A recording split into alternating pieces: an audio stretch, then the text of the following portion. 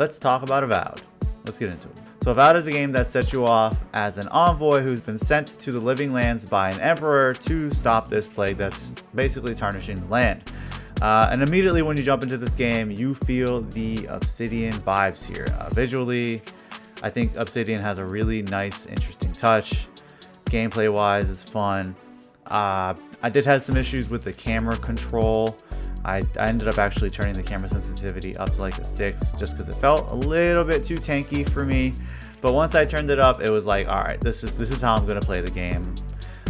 You meet your first companion, Kai, and the dude's pretty chill. I mean, he sticks with you for the game, and you kind of, he kind of is like your conscious character. Talks to you a lot, which I really appreciated having in the game. It's great to have like a companion in the game, and I love that Obsidian does that. They don't like just send you off on your own. You have like a crew that's chilling with you. Definitely big RPG types of shit. The thing that popped off to me the most was the gameplay. It took a while for me to get into the combat. It feels a little bit janky, and especially in first person mode. So personally, I found myself putting the game in third person mode a lot when I was fighting enemies, just so I could actually see what was going on around me, because this combat feels like it wants to be played in third person just because of how intense and fast paced it can be at times. I mean, it's not the fastest game, and everybody's gonna be like, what do you mean? It's not the fastest game by any means, but it has a smoothness to it that almost makes you feel like it wants to be played in third person. So I definitely spent a lot of time in third person in combat just so I could see enemies and dodge attacks a little bit better. But the abilities in combat were pretty awesome.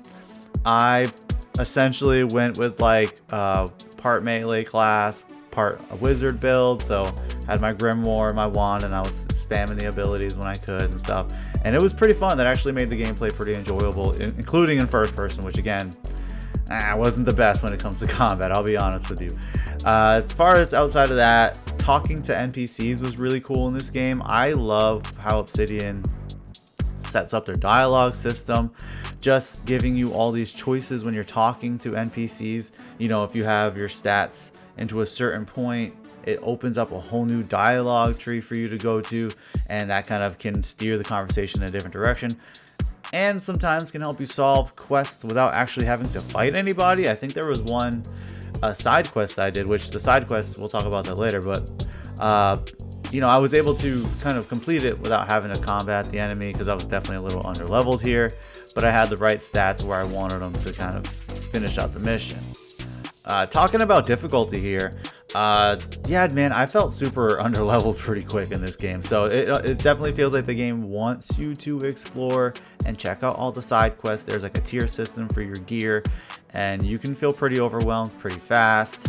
So I definitely spent a lot of time doing side quests, and it was worth it for me in this game, because some games they have side quests and I don't know, they just feel sort of like bland and soulless.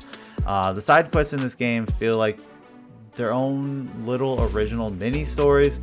It's what you would want a side quest to feel like. They send you on a little small adventure, and you meet a character, and you have this dialogue with them, and you can almost connect with them in a little bit of a way. At least for me personally, that's how it felt. So they do a great job with the side quests here, and I did appreciate how easy it was to find stuff to like upgrade my equipment.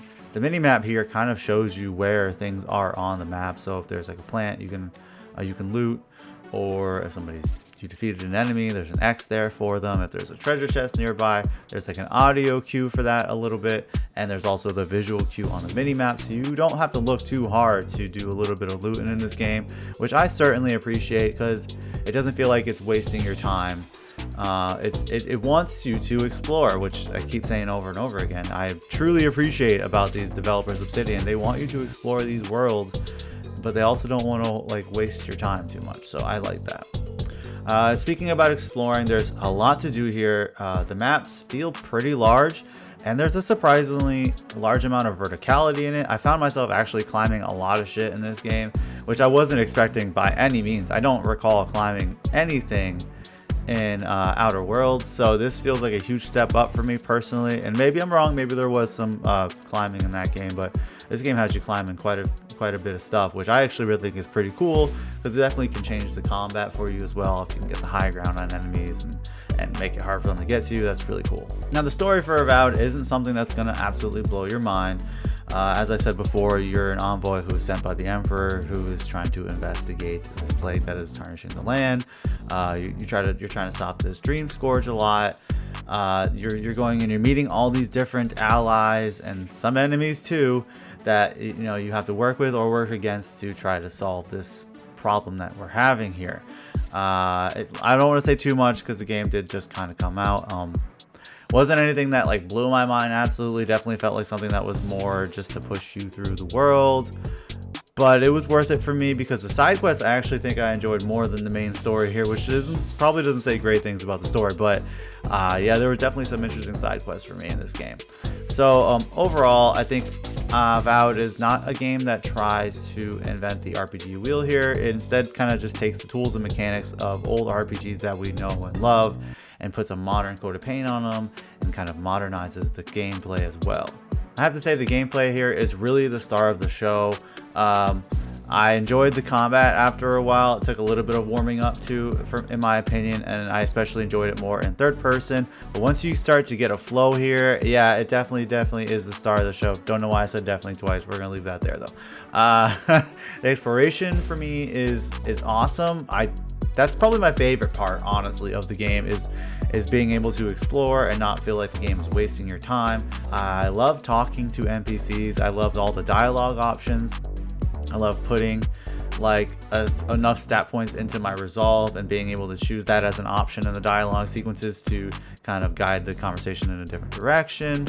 So if you're somebody here who just wants to play a nice RPG game that has a lot of really cool elements to it and some interesting enemies and some cool looking environments and some okay combat, you should definitely check out Avowed, especially with it being on Game Pass. There's a lot of people who are saying some bad things about it, and I don't think I'm that hard on it. Again, the combat isn't gonna blow your mind, neither is the story, but you are gonna find a flow, and I think you're gonna start to enjoy it over time. And like I said, it's on Game Pass, so definitely check it out on there. Let me know what you guys think. How are you feeling about Avowed? Let's talk about it down below. I'm sure there's going to be people down below who are like, what the hell is this guy talking about? But fuck the haters, right? I love what I love. You like what you love. Peace.